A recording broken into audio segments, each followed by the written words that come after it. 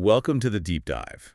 So today we're jumping straight into a really complex situation. We're looking at Sean Diddy Combs' 56th birthday. Right, but not just the birthday itself. He celebrated it, well, incarcerated, Right. at FCA Fort Dix. Exactly. Mhm. And what caught our eye, what we're diving into, isn't the legal stuff primarily, but the family communication around it, specifically from his kids. It's quite extraordinary, isn't it? This is a very public figure, very public troubles, but then these incredibly private yet also public messages of support. And the most, I guess, tender one came from his youngest child, Love Sean Combs. She's only 3. A 3-year-old's birthday message to her father in prison. That carries a lot of weight. Especially when you layer in the context. He's serving, what, 50 months for the conviction on transportation charges? Yeah, so the backdrop is intense, and that makes these family messages, these tributes, just fascinating to analyze. They're not hiding, they're defining.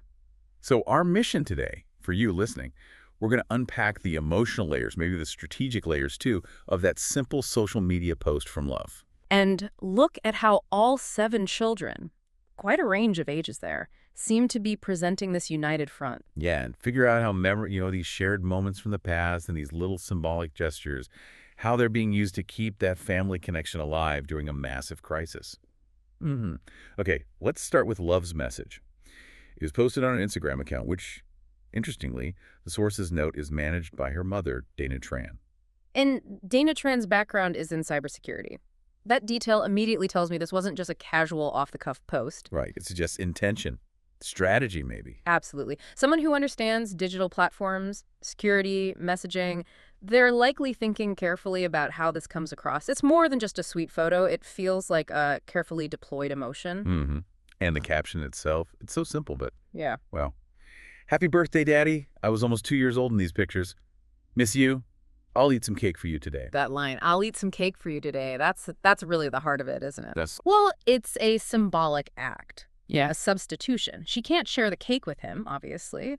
So she performs the celebration for him. It acknowledges the absence, the reality of where he is. but without letting it completely overshadow the celebration. Exactly. It keeps him included. It's an active gesture of connection despite the physical barrier. It says, we're still celebrating you. And the photos they chose to go with it. Also very deliberate, it seems. They're not recent. No, they're from when she was almost 2. From a happier time, clearly before the legal storm really hit. They look like they're at some kind of children's museum. Or maybe a discovery center.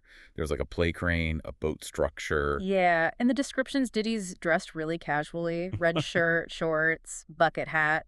The sources called it a girl dad vibe. Just relaxed, focused on her. And Love, she's in this like high fashion toddler outfit, sequins, tulle skirt, little white cowboy boots, super cute. It's a powerful visual anchor. They're freezing a moment of pure, uncomplicated joy.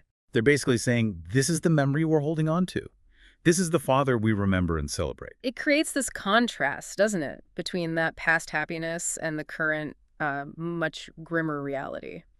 And it's strategic. It reinforces the image of him as a loving father. Which feels crucial if that relationship needs to bridge several years of him being away, cementing that positive image now. Precisely. It builds the foundation for the relationship that has to endure until he's back.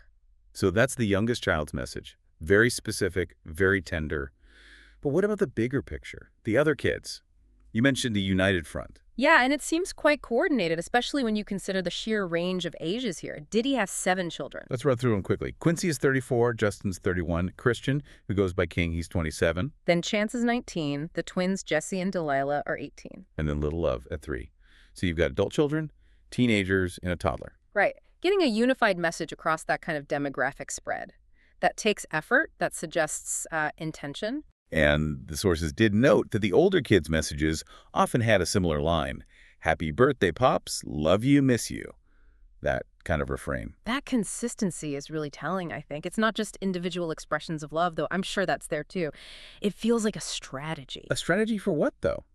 Public perception. Partly, perhaps, but I think it's more about internal resilience. Think about it. These posts are pretty much the only way the family can communicate their side of the story, their relationship status with him, to the world. So it's like building a wall of loyalty. Each post reinforces the message, we're sticking by him. Exactly. It's a declaration. The family unit is intact, the bond holds. Especially for the younger ones, seeing the older siblings present that unified message must be, well, stabilizing. But doesn't that run the risk of looking, well, a bit manufactured? If all the messages are too similar, too coordinated, does that undermine the genuine love aspect? That's a fair question. There's always that tension, isn't there, between genuine feeling and strategic communication in these high-profile situations. Yeah. But I suspect the primary audience for this coordination isn't necessarily the public. It might be each other. So it's about reinforcing the family narrative within the family. I think so. It provides a shared script, a shared sense of purpose. It ensures the teenagers, and even indirectly Love, understand that the family stands together, that the older siblings, the adults in the family now, are aligned. That's what shores up their own internal bonds during a time of immense external pressure. Precisely. And it aligns with Diddy's own long-stated narrative, right? That his Yeah. kids are his legacy, his motivation. They're actively upholding that narrative from the outside. It's about maintaining the family identity. Okay, let's bring back the timeline we mentioned earlier. The legal reality. He was sentenced to 50 months. His projected release is May 2028. Right, and connecting that timeline back to the family, especially to Love, that's where the weight really lands. She's 3 now.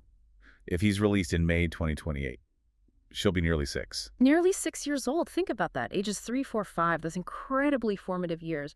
Her entire conscious memory formation, pretty much. Will happen while her father is incarcerated. Exactly. That's a staggering reality for any family, let alone one under this kind of spotlight. So the memories they're sharing now, like those museum photos, they have to do a lot of heavy lifting, don't they? Immense lifting. For Love, her understanding of her father during these critical years won't be based on ongoing day-to-day interactions. It can't be. It'll be based On these curated moments from the past. These photos, the stories her mother and siblings tell her, the symbolic acts like eating the birthday cake for him. So they're not just maintaining a connection, they're actively constructing her perception of him in his absence. That's a really good way to put it. They are constructing a bridge of memory and narrative over this period of absence. Which highlights the absolutely crucial role of the co-parents here, like Dana Tran. Absolutely critical. The mothers are the architects of this emotional continuity. They're tasked with keeping that connection alive, positive, and consistent for the children, especially the youngest ones. It's an immense responsibility. Taking these fragments of past joy and making them represent the father figure for years. And ensuring that his own narrative about his kids being his why is mirrored back to him through their unwavering public support. It's complex. So when he does return, when Love is almost 6, who is she meeting? Is it the man from the photos, or someone largely defined by the stories and the symbolic gestures? That's the profound question, isn't it? He'll be meeting a child who has known him primarily through mediated memories, through tokens of affection relayed by others. The foundation is built on the past, curated by the family. It sets up a potentially very complex reunion dynamic down the line. Yeah. He's missed those years of direct experience. He has. And the relationship will have been sustained by this deliberate strategy of memory curation and unwavering loyalty. It's quite a psychological burden for everyone involved. So wrapping this up, what's the big takeaway from this deep dive? It feels like it goes beyond just celebrity news. Oh, absolutely. It's a case study in maybe strategic emotional labor under extreme duress. We saw how really simple things, a photo, a promise about birthday cake, become these vital tools. Tools for maintaining love, connection, identity. When physical presence is just impossible, legally impossible. And it shows how the family communication seems geared more towards internal cohesion, internal strength, than just external PR. Right. It's about holding the family unit together through a long separation, using these carefully chosen fragments of the past. They've effectively shifted the relationship, especially for Love, from one based on present interaction to one based almost entirely on preserved memory and symbolic connection, ensuring her image of Daddy is rooted in those joyful snapshots. Which leads to that final thought, maybe, for you. What today? I think the final thought has to be about the power of those chosen memories. Think about it. That specific museum visit, the crane, the boat, the smiles, these aren't just random happy moments. They're selected, deployed. Exactly. They're artifacts of happiness being used consciously, strategically, to bridge this gap of years for a very young child.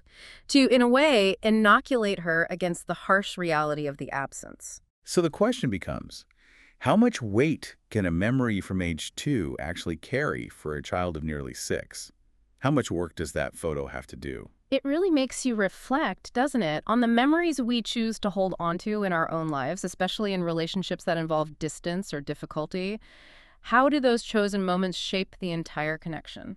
Definitely something to mull over. Thank you for joining us for this really quite emotional and strategic